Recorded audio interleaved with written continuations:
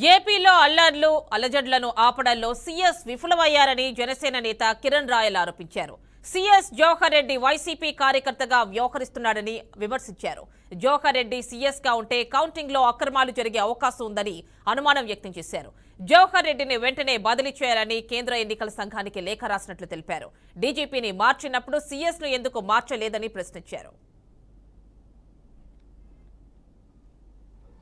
ఎన్నికల ముందు కన్నా ఇంకా ఎక్కువ హడావిడి, ఎక్కువ గొడవలు, ఎక్కువ రౌడీయిజం, ఎక్కువ దాడులు రకరకాలుగా ఈ రాష్ట్రంలో చూస్తుంటే అసలు ఇంకా వారం తర్వాత రిజల్ట్ వచ్చాక ఈ రాష్ట్ర పరిస్థితి ఏంటి అనే విధంగా చర్చానీయాంశంగా బ్రేకింగ్ న్యూస్ ఎప్పుడు ఏ బ్రేకింగ్ కోసం తెలియని పరిస్థితుల్లో ఆంధ్ర రాష్ట్ర ప్రజలు ఉన్నారు, ఆంధ్ర రాష్ట్రం ఉంది.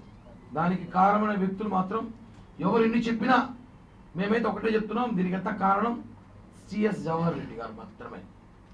అనేకసార్లు చెప్పాం గతంలో కూడా, సిఎస్ జవహర్ రెడ్డి గారిని బదిలీ చేయండి, ఆయన ఉంటే ఎన్నికలు సజీవ జరగమని చెప్పాం. అదేవిధంగా జరిగింది. ఎంత ధైర్యం ఉంటే ఈరోజు రాష్ట్రంలో ఒక పోటీ చేసిన అభ్యర్థి ఈవీఎం బద్దలు కొట్టినా జరిగిన వారమైంది నిన్న బయటకు వచ్చింది.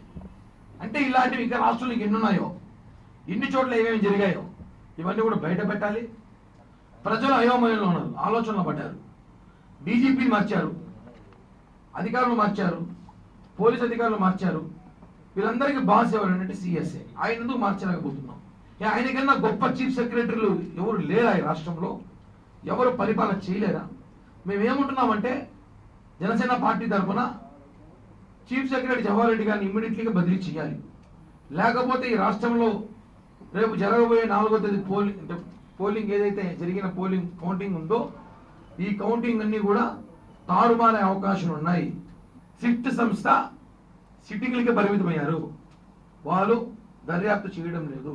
దర్యాప్తు చేస్తుంటే ఏ సుధాకర్ రెడ్డి ఎందుకు అరెస్ట్ చేస్తారు, పి సుధాకర్ రెడ్డి ఎందుకు వదిలేస్తారు? ఇవన్నీ కూడా మాట్లాడాల్సిన అవసరం ఉంది.